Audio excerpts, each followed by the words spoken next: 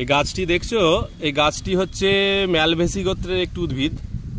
এই গাছটির নাম হচ্ছে কুড়েটা, বাংলায় বিজ্ঞানসম্মত নাম হচ্ছে সিডা অ্যাকুটা। তো ম্যালভেসি গোত্রের উদ্ভিদের প্রধান বৈশিষ্ট্য হচ্ছে এদের ফুলটি হয় একক। তোমরা একক পুষ্পবিন্যাস পড়েছো।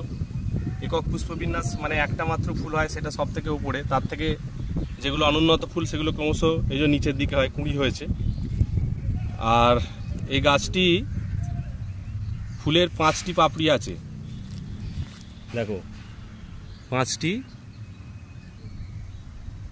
পাপড়ি। আর এই গাছটি মূল এবং পাতার নির্যাস প্রধানত ভেষজ চিকিৎসায় ব্যবহৃত হয়। এই গাছের মূল মূত্রনালীর গোলযোগ দূর করতে ব্যবহৃত হয়। এছাড়াও স্ত্রী জননতন্ত্রের গোলযোগেও এই গাছের ব্যবহার আছে।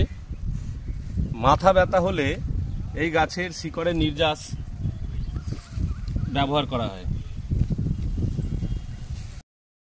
যক্ষা ও ম্যালেরিয়া এছাড়া অন্যান্য যে জ্বর হয়, সেই জ্বরে এই গাছের পাতা এবং শিকড়ের নির্যাস ব্যবহার করলে জ্বরটা সেরে যায়।